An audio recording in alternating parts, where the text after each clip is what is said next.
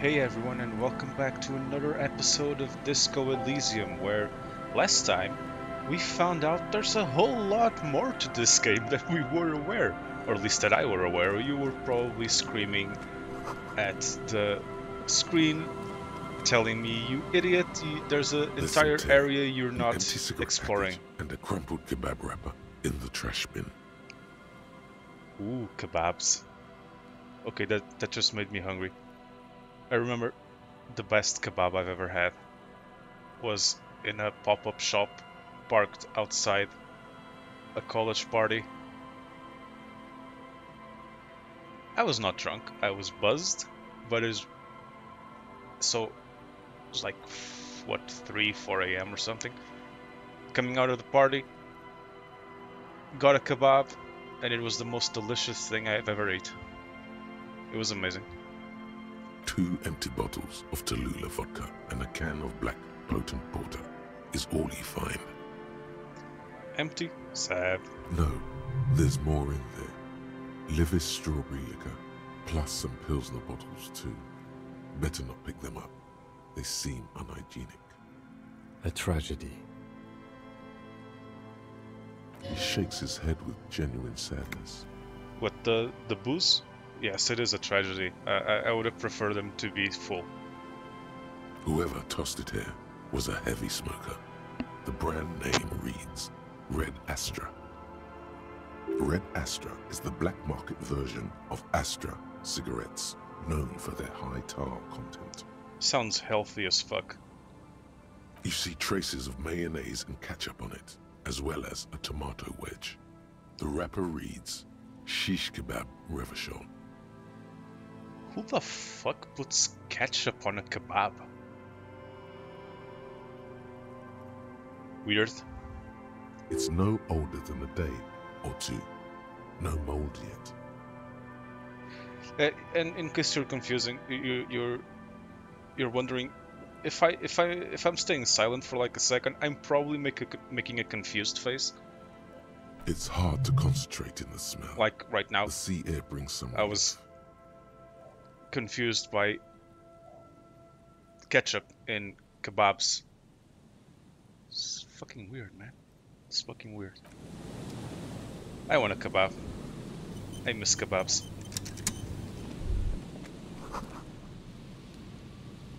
A man lies on the boardwalk, his limbs bent and neck turned at an unnatural angle. Right next to him is an empty bottle of spirits. In his cramped hand, a chewing gum wrapper. So I'm guessing he was drunk, fell through this hole in the floor, and broke his neck on the bench by his positioning. The smell is not as bad as a 2-week-old corpse, but it's definitely heading there. So we need to let it mature a little bit more. Got it. We'll come back later. Hold on. Lividity is faintly pronounced. Whoever this is has been dead for 2 days. No longer. We need to investigate. No, we need to come back in 2 weeks. Another dead body. This is your job. Steel yourself. Calm now. Carefully. Just another day. Just another dead body. I'm ruling this accidental. He's wearing mud-caked boots, beige trousers, and an old brown leather jacket with a bright blue lining. There are traces of kebab sauce on his chest. You find some sunflower seeds and a rain-soaked library card folded into 2. His jacket feels sodden and heavy under your hand. Good. We should take a look at that library card after this is done. The man has fallen through a crack in the boardwalk and hit his head against the metal bench. Coagulated blood covers his black hair. One of his feet is still dangling through the hole. A bad fall. It might have been dark outside. This place is a minefield in the dark. His expression is dull, like the sea behind him. Drops of water shining on his mustache. His eyes, empty and wide, look frightening in their frozen gaze. Yep, he probably Height, fell. 170 to 175 centimeters. Curly hair, stout build, age approximately 50 to 60 years. Yeah, I'm really good at this. He was confused when he died. Confused and alone, most likely. Overcome with the awful surprise of it all. There's some dried blood on the metal bench, right where the corpse's head rests. The floorboards are rotten and slippery wet around the hole. An empty bottle lies nearby. A chewing gum wrapper is clutched in his fist. A dried chunk of blood covers the hair at the back of his head. An open wound. It's sticky and cold to your touch. I'm surprised. I mean, this spear does look like shit, but I'm surprised no one's come here in 2 days. This is what killed him. I don't see any other major wounds, do you? Seems like the head wound Doesn't was look like it. fatal. It's exactly the shape of the bench. Yeah, I hate to have a bench-shaped wound in my skull. They screech under your feet ominously. It's hard to say whether the dead man's weight was the cause of the boardwalk to break. It definitely looks fragile. You see waves churning below. Something cracks beneath your feet. Uh-oh. He could have easily disappeared into the sea through that hole, and you would have never found him. A .75 liter Tallulah vodka with its cap missing. There's hardly anything left inside. Tear all around us. I really need a bag to get to collect all of these bottles. Grabowski spearmint chewing gum. Green leaves on the cover. The man's mouth is half agape from the terror of the fall. The blackness of death. Stench. You think you see white chewing gum too? Lovely. He ate the whole pack, right? It's to cover the smell of alcohol before going home. The worst thing is, I've seen it before. Almost the same scenario, even the chewing gum. It's always the same. The entire boardwalk creaks in the wind as you take a step back. Looks like one of the locals. He'd have to know this spot to come here. You don't just walk over here. But that's just a lazy assumption. What do you think? This is an Probably right. omen, a sign from above. Don't start drinking again. Yeah, could have been just like him. Well, at least you're not married. Okay, let's get our morale a little bit up. At least we die. Or, what if you are? But let's try to not run ahead. For now, all we know is that he's an unidentified middle-aged man found dead on the Martinez boardwalk. Death by misadventure. He slipped and fell through the boardwalk. A truly unfortunate accident. If it wouldn't have been for that bench, he'd be alive. Yeah. Someone should be held responsible for the broken boardwalk. They'll seal this place off after the news reaches the coalition officials. I doubt that they have enough resources to actually repair the boardwalk. Not that sealing it off would keep anyone away. All it does is keep the city council's hands clean. I mean, I'm not gonna ask if he was drunk. It's pretty obvious. It does seem to be a pretty straightforward misadventure, although there's still a question of identifying the body. From where I stand, I can see two options. We either take the case and follow the leads to identify the body on our own, or we report back to the station and leave this for our colleagues to handle. What A about field field autopsy autopsy? isn't necessary if the cause of death doesn't appear to be criminal, and this looks like a simple accident to me. I'd say we should just write down head trauma in the autopsy report and leave it at that. It would save us at least 2 hours of unnecessary work. Yeah, but isn't that kind of sloppy?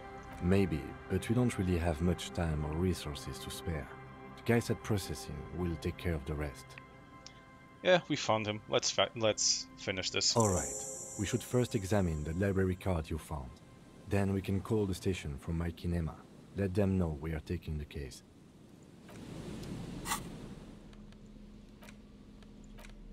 Library card. The library card is folded into two and still slightly wet to the touch. The front side reads, Central Jamrock Public Library Card, issued to Billy Mejean, expires July 53. Billy is a unisex name. could be the deceased, or his family member. Whoever owns this card is an avid reader. You find a list of books written in blue pencil.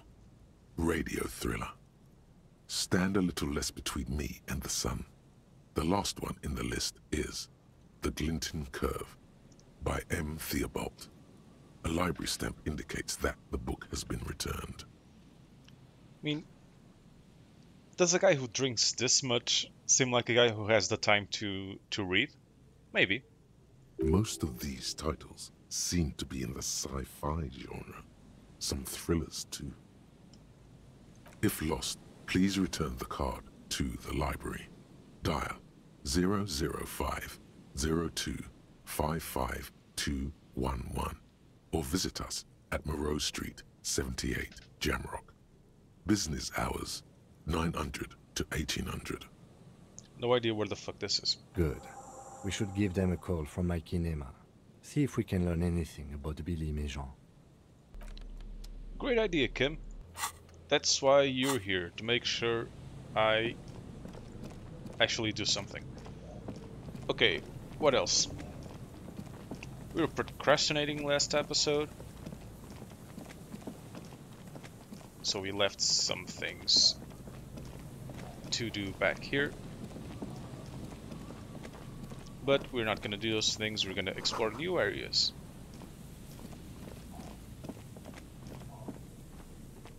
Hi there, stranger. And Mikhail noticed the windows, especially with how there are no windows on the south side. This was to deal with. You officers, come to investigate the historic subtext of West Martinez? I'm Tran Heilostam. You must be Kim Kisuragi, right? I was just telling my son about this building. Not a lot of people realize the historic significance here. Very rich in hypertext. Who the fuck are you? Nice to meet you. Hypertext? Yes, hypertext. Young Carp and the collection of cultural hyperlinks. Oh yes, so Mikhail. They had to deal with monitor glare, especially in the summer. They still had vector monitors back then. That was 49 years ago. So they didn't have windows on the south wall. You and Kim know each other? No, I can't say that we've met before, but I've heard of Kim, of course. Mikhail, say hi to the officers. So Kim is famous. Mikhail's a little tired today. We spent all night trying to run Orbis on his radio computer. Have you heard of it? It's a programming language used in Grad. Quite tricky, but he wanted to play this Grad-made adventure program. We've been getting really into Worms lately. The man speaks in the artificial cadence of a professor, or someone who's been on too many radio shows. But I assume you're not here for giant worms when there are so many real things to see. The fuck is a worm? Just as I was telling Mikhail before, this is where the Coalition landed in '08. We could be standing on what is the most interesting landmark in Revachol West. Yes. Very interesting.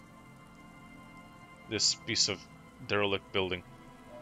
This man is your half-brother. You feel it. But why? Are you serious?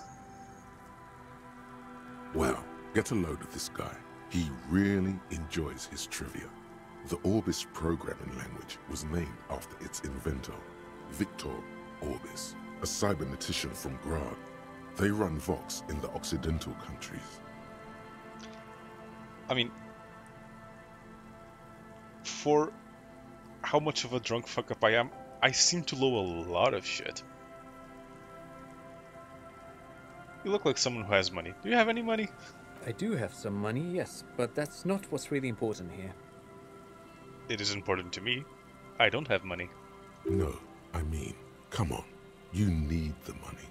If it's not a thing, he can give you some. Yeah, could I have some of that unimportant money then? Oh no, I don't have it on me, officer. I was talking in more general terms.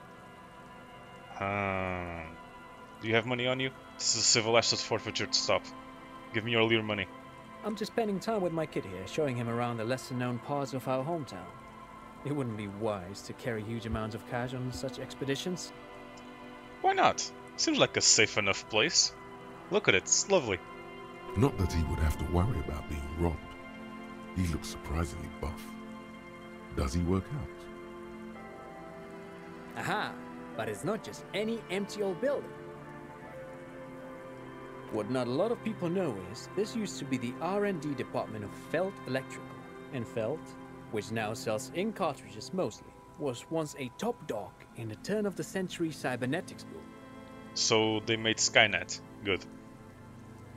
It looks old and weathered, with seagulls picking apart its stone and metal carcass.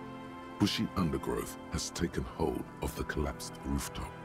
Some kind of bird has set up a nest on a broken windowsill. Tell me more about this Feld That's Electrical. not surprising. Only a vestigial ink cartridge and ferrotape manufacturer remains. They started out as a midway electronics outfit in Königstein 2 centuries ago. After an aggressive move to Revachol, Feld became a global player in the emerging personal electronics market of the pre-revolutionary era. Still, Tricentennial was beating them in business machines. But Feld had an ace up their sleeve. Or should I say, they were developing an ace up their sleeve? I'm mixing my metaphors here. Tell me more about this ace. It was here in Martinez, possibly in this very building, that they developed prototypes for a tape computer. Oh my god, a tape computer? That sounds so advanced. An elegant folding mechanism of rollers and ferrotape ribbons, portable enough to be a take-it-home solution. Revolutionizing business machines, possibly even bring them to the average consumer. Nah, they'll never catch on. Which is a feat of engineering even today's giants, Rehm, ICN and ZAM, haven't achieved yet. So what happened? Indeed. What? I believe that is what I asked. The revolution! Unfortunately, their moonshot project never made it to the market. Feld's move to Revachol backfired. The revolutionary government liquefied their assets and expropriated those very advanced prototypes. Possibly from this very building, or one of the adjacent ruins. Sounds like they weren't working on anything important anyways. All of this was built by Feld, even the boardwalk. Wild Pines built Martinez proper as a resort for their middle management. Feld built this side of town for R&D. So what you're saying is we can hold Feld responsible for that death? Yes, they even built a pleasure wheel, but that got destroyed in the war. A pleasure wheel? Perhaps reminded of a childhood memory. It's clear he would prefer there were a big wheel lighting up the coast. Yes, to lure in their star engineers. This part of Martinez was nothing but reeds before Feld arrived. They had to make the prospect of living here attractive. It was supposed to become a global center for innovation in cybernetics. But history had other plans. So what happened to the people? Oh, I'm afraid it didn't end well for the boys. But this story is a bit too dark for little Mikhail here. Now, if you were to ask about tape computers... Sure, He let's means ask about that tape computers. The boys got shot by the communists. The boys were bourgeois. So they had it coming. Understood.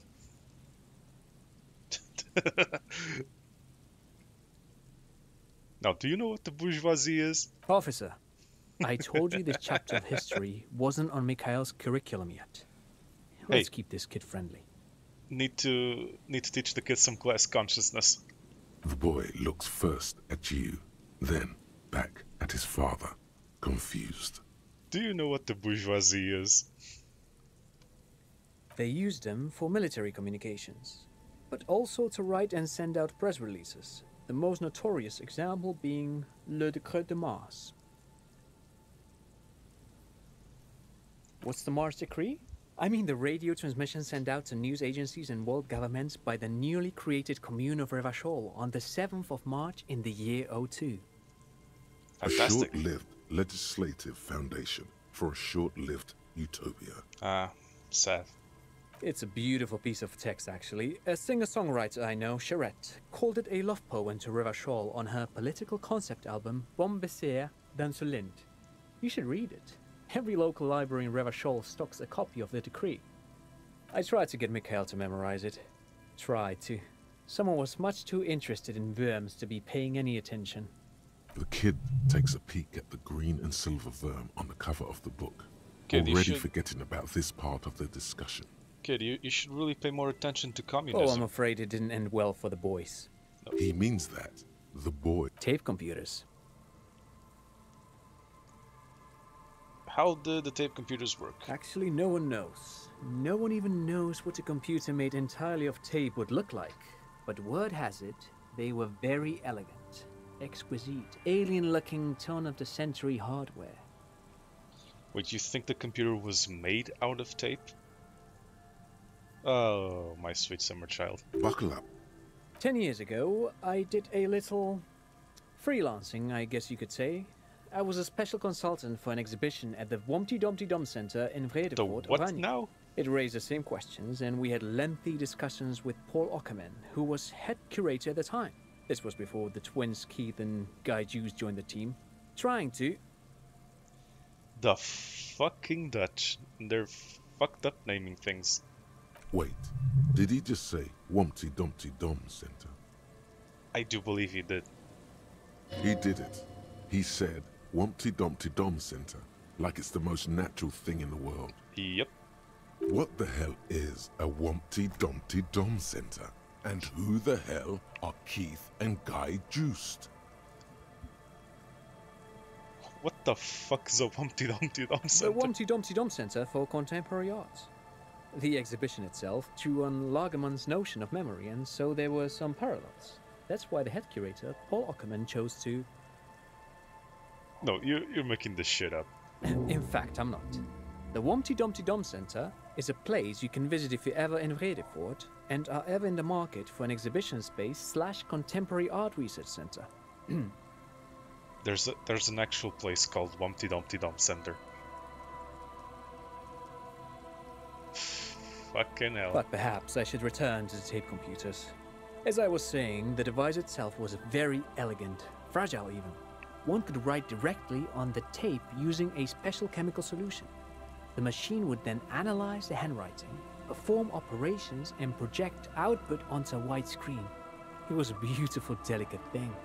Made of black film and folding tape structures. Cool. Very, very cool. Though I understand the socio-economic causes of the revolution, it pains me to imagine the revolutionaries setting fire to this precious device. But so they did.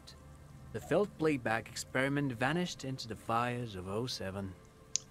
What's the felt playback experiment? Yes, the official name of the prototype. Some sources report it as the felt playback experience, but those are incorrect. Who knows? Maybe it was an accident, or maybe they didn't want the technology to end up in the wrong hands. Either way, they're all gone now. Yeah. All 3 versions of the prototype. Can't let Nothing it but debris get and into the ashes hands of the remain bourgeoisie. inside that building. There isn't really somewhere called But of course. the Humpty Dumpty What Dum else? Center. Are you shitting me? I do work out. some Lomantang stick fighting now and then. Lo Mantang stick fighting is a form of martial arts originating from the island of Lo Mantang. It uses slender wooden sticks for confronting the opponent. Actually, a great many cultures have their own version of stick fighting, such as the sacred Mabolo tradition of the Harli people, the name deriving from the butterfruit tree traditionally used for crafting the long, slender sticks, whereas the sticks used in other cultures... Nerd. You doze off as he paints you a comprehensive picture of the history of stick fighting among mankind, seasoning it with unexpected pop culture references. What a thrilling conversation. Man, he's good at speaking. People must love him. But anyway, I'm boring you with details again. You were saying? I don't really remember what the fuck I was saying. Then I guess everything got said, right? The drizzle. It never seems to stop, does it?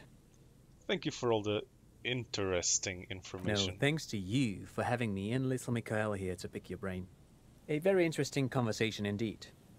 Remember, Mikhail, shoot the bourgeoisie. Pick your brain. If anything, this was rather one-sided. He did the talking. Whatever. Goodbye.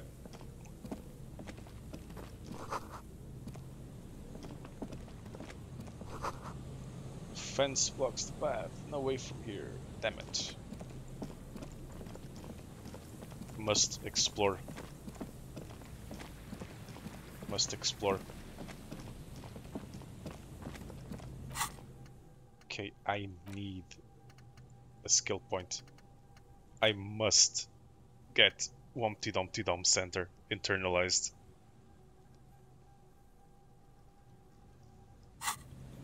That is something that I desperately need. Oh look, is this the cryptozoologist? Here we go. Nice and easy. Yes, he No is. way out, little guys. Not out of this jam. There's a cylinder on the ground in which the man is arranging some netting. It looks like some kind of trap. He notices you. Who's there? Oh, the police. Hello, officers. Is that the police? Why are the police here? Oh my fucking god. I have a guess of what happened here. Oh. Okay, let's see where this goes. Don't worry, Gary. I'll handle it. To what do I owe the pleasure? That's sarcasm. He takes no pleasure from your appearance. Your wife, motherfucker. Ah, of course.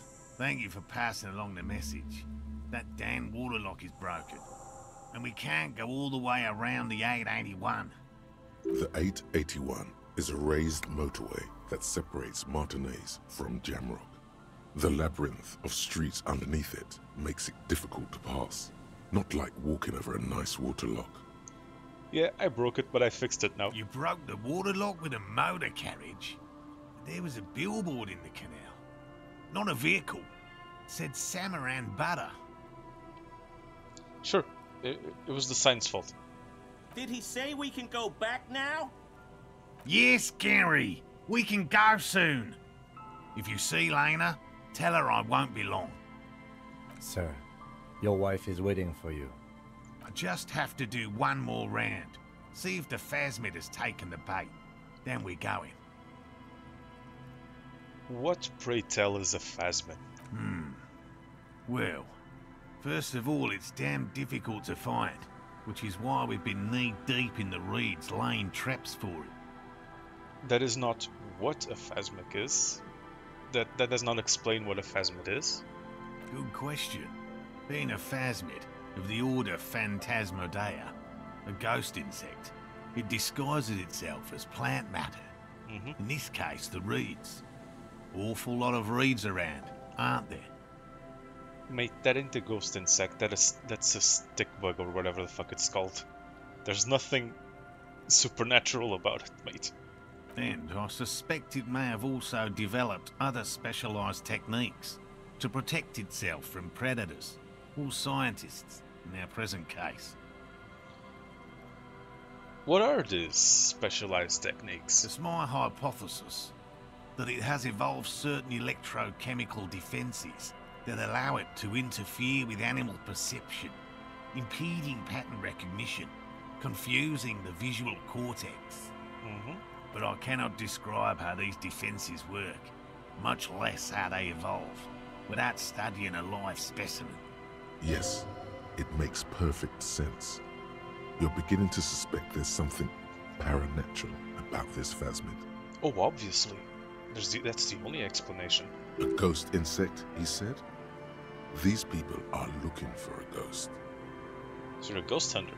No, that is precisely what we're not. We are zoological specialists, looking for an extant species of phasmid. Sounds like you're a ghost hunter. I'm expecting it to be quite giant. One known species of phasmid, called the Megaphasmodea zoensis, is about the size of a grown man's forearm. So, And these tiny things are supposed to catch something that big, sure. We're interested in this stick bug. typical rookie assumption. Insects are much more sophisticated creatures than those unversed in zoology give them credit for. Even simply catching a glimpse of the Insulindian phasmid would be the apex of of any cryptozoologist's career. But to study it and its defenses. Find out how it stayed hidden so long. Very little, I'm sorry to say.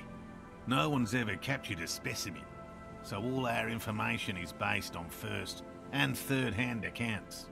So you haven't found one? Not yet. That's what makes it a cryptid. Great, mate. Great. You keep at it. Just out of curiosity, if there's no proof of its existence, how do you know it's real? Because he knows, man. He knows. I know it's real. See, I told you. It's clear that his obsession with the phasmid is driven by something more than the pure pursuit of scientific advancement. By which I mean, I've heard enough first-hand accounts to believe quite firmly that the Insulindian phasmid is more than mere superstition. Yes, because first-hand accounts of cryptid sightings are so fucking reliable. There was a credible sighting here recently. A pair of teenagers described a creature that matched the Insulindian phasmid to an uncanny degree, despite not knowing what it was themselves. Yeah, I'm sure they didn't. It's the first credible sighting in several decades. Admittedly, it's an unusual location for this species, but with all the sewage runoff upstream, it probably doesn't matter much anymore. Maybe it's died out. I have to resist the thought. Such an extraordinary creature is doubtlessly highly resilient. After all, it's generally thought to be capable of parthenogenesis. Of course it is. He means asexual reproduction. The females of the species don't need to mate to produce viable eggs. This makes it easier for a species with a small population to survive. Yes, I know what parthenogenesis is. Just because it's a long word doesn't mean I don't understand it. Don't patronize me. The male is a deficient life form. The world would be better off if women didn't need men to reproduce. This arouses no special feelings in me. Females reproducing without males? No, the male is a deficient life form because I am a feminine. Nature does not going full concern bad femme here. herself with ethical propositions. As a scientist, my interest is strictly dispassionate. Tell me about these straps. Well, they may not look impressive, but Lena designed them quite cleverly, so I'm sure they'll do the trick. So your wife's the smart one. Got it. Yes. Simple. Attracted by the locusts, the phasmid crawls down the funnel and, having eaten its fill, can get back out. So it's a crab trap. At least, that's the intention. The net isn't a perfect solution, but we didn't want to use anything that might damage the specimen's delicate exoskeleton. Of course not. Locusts. Nearly all known phasmids are herbivores, of course. But we've hypothesized that the Insulindian phasmid might occasionally prey on other insects. And where, pray tell, does this hypothesis come from? Is it as, your? Inside the traps, a number of locusts crawl and tumble over one another in a tiny, chittering swarm.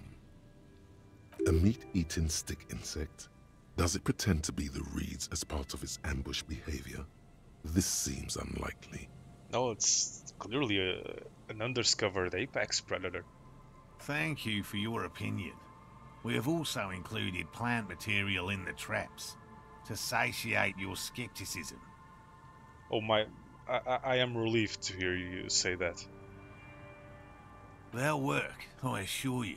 Of course The they will. predatory hypothesis, using locusts as bait, accounts for the failure of previous efforts by other teams, which use plants. We have given this some thought. Of course. It's really sound reasoning there. Yes. What? Your wife really wants you back, And mate. I'm eager to return For some to her, reason. I assure you. But I can't leave before we finish with these traps. My wife understands that just as well as anyone. Come on, Morel. We've been soaking out here for days. It's time to go back. For fuck's And leave the traps? Absolutely not. I won't let Lena down. Come on, she wants us back. I'm soaked up to my nuts over here. We'll both catch reed crabs if we don't dry out soon. I really don't want to talk to this guy. But, on the other hand, how else could I destroy him with facts and logic? Won't let Lena down? Sounds like the cryptozoologist's wife shares a special connection to the Phasmid somehow. Why is the Phasmid so important to Of Lena? course it's important to her. She's seen it. A verified sighting, on record. One of only 4 this century, and it's hers. Oh, she's seen it, right? Yes, that's how we first came to know one another, in fact. But that's her story to tell, not mine. Needless to say, you must ask her about the mysterious Phasmid. Of course. Suffice to say, it's long been our dream to find proof of the Insulindian Phasmid together. I can't abandon course now. Dude, you're not gonna catch shit standing around the traps. Even if I believe your insane theory, you go away, you give it some time for the traps to work, and then you come back. No, no, no. The traps need to be monitored on a regular schedule. What would we do if the Phasmid were to starve while we were sipping tea at the hostel? That would be very sad. He's dead set on this. No, I'm not checking the fucking traps for him. I've just always liked animals and puzzles. Searching for cryptids is a bit of both. Have you ever discovered a real cryptid? No. Very few cryptids are ever discovered, and not for a lack of trying. To stay hidden is a cryptid's primary quality. It's even in the name, cryptid. Yeah, and how many cryptids have been found exactly? Of the list of cryptids kept by the Cryptozoological Society of Chemnee, which is 4,082 items long, about 2,000 have been confirmed as hoaxes. So, that's not what I asked, but half of the things you think are real don't exist. At least. Great. 2 are categorized as confirmed discoveries. The rest are in differing stages of discovery, refutation, and data collection. So 2 real ones, that is amazing. Yes, the Chateau Quan forest pygmy, who turned out to be an extinct species of primate, and a cave salamander from Yugograd, who is, honestly, quite unremarkable. It's in a zoo somewhere. It's also a real animal, apparently. We cryptozoologists are brutally honest with ourselves. More so even than the public. With cryptids, most cryptids are hoaxes or they are never found. That does not mean we should stop searching. Dude, 2 out of 4,000. In fact, it is 0.05%. Ever more magnificent, should our search contribute to making that number 0.075%. That is so fucking sad. He has clearly done his math on this. There is no surprising him or swaying his opinion. Yeah, why not deal with real animals? Real? I know you think one is a respectable profession, while the other is superstition. Everyone does. I know the episode's going long, but I really want to finish this conversation. It does seem like a lot of wishful thinking. My methods are the same as those of other scientists. I simply draw upon a wider variety of evidence, and I have more hope that something truly surprising might happen. Hey, you must be the smartest guy in the whole flat Earth. No, as I said, I have yet to catch a cryptid, although I have come close. Close enough to keep trying. Sure you have, buddy. Sure you have. Interesting. Something for later, this close call. It's not child's play, just because I have to traipse through the mud every so often. Everything what kind of from evidence do forgotten you use? regional law to newspaper accounts, like the one that brought us here, to look for the phasmid. I keep a very open mind. He's interested in things that people believe that scientists don't.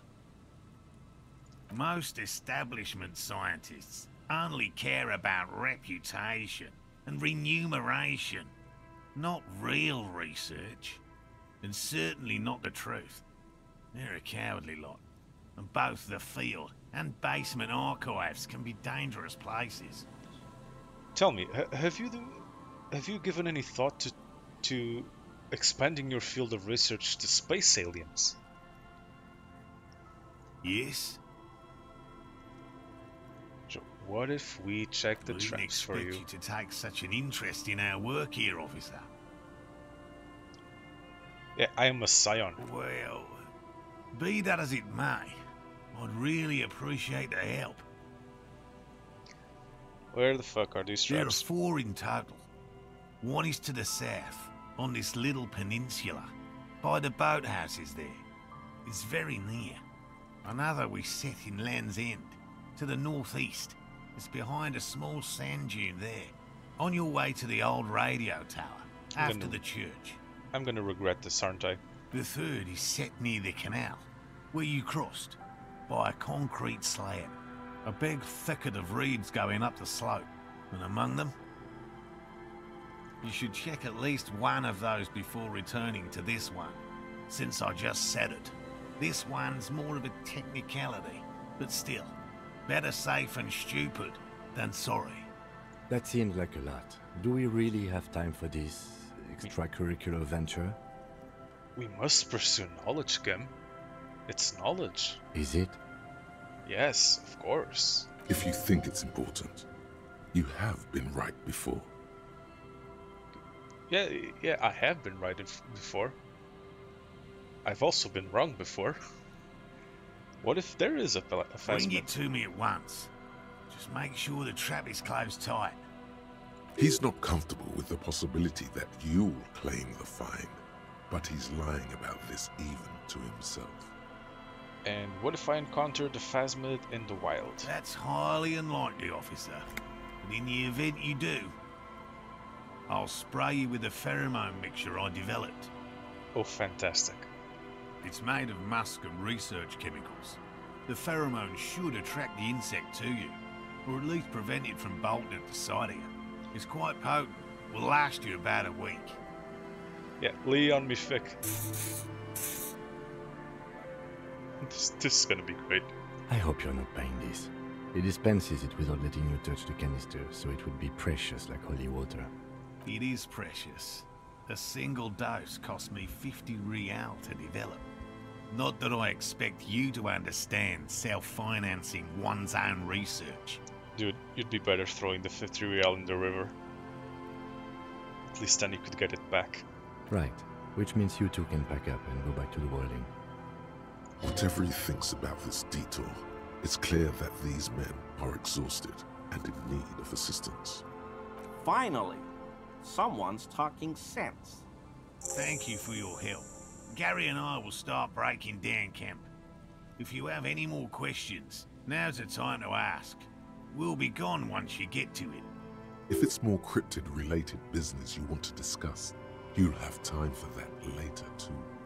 But what if the information is vital on the hunt? I'm not gonna ask specific cryptids for fuck's sake. This has gone on long enough. Get out of my face. Anyways, that is gonna be it for this episode. Thank you very much for watching. Please leave a like, comment, and subscribe. Do everything that makes the algorithm happy. And I will see you all next time.